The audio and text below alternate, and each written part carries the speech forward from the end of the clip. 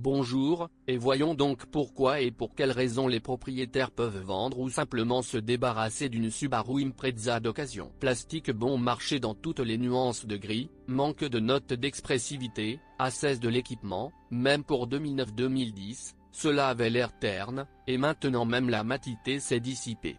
Même si le Solaris initial est plus beau, c'est un mauvais signal, Solaris joue dans une autre ligue. Idem avec l'équipement.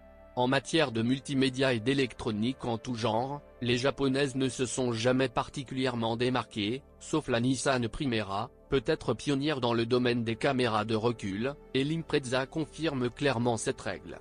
Le maximum qu'il peut offrir est la climatisation, la radio et la musique depuis le volant. Eh bien, il existe également un contrôle de la portée des phares. Entraînement de rétroviseur électrique. Bouton d'urgence. La pauvreté n'est bien sûr pas un vice, mais la Jetta de ces années-là était plus avancée technologiquement, et même certaines Auris étaient plus élégantes. Et plus spacieux. L'Impreza pour conduire avec des passagers n'est pas l'option la plus évidente, une Corolla ou la même Jetta c'est mieux, au moins il y a de l'air à l'arrière. C'est pareil avec le coffre, le Hayon n'a franchement pas 310 litres, la berline en a un peu plus de 400, ce qui n'est pas bon non plus. Les voitures âgées de 10 ans et plus sont comme un jeu de points.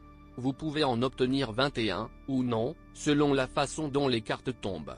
Ici, c'est le même jeu de cartes, la manière dont conduisait l'ancien propriétaire, voilà comment cela va se passer. Point la carte arthroplastie CV peut apparaître. Point ou moyeu de roue arrière. Point soit fuite radiateur. Point ou aussi fuite, mais de la direction assistée, et s'il s'agit de la direction assistée, alors attendre que les bagues soufflets de crémaillère tombent en panne et que des bruits de cognement apparaissent. Rien de critique bien sûr, comme toute vieille voiture étrangère, elle présente des surprises et demandera des soins, mais qui à cet âge n'est pas sans péché?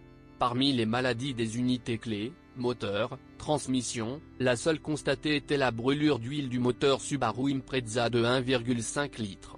Les critiques disent parfois honnêtement qu'un bidon d'huile dans le coffre est un compagnon fiable pour un subariste, comme une sorte de bidon antigel.